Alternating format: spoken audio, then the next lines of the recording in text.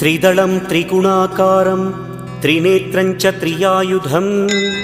त्रिजन्मपापसंहारम् एकबिल्वं शिवार्पणम् त्रिशाखैः बिल्वपत्रैश्च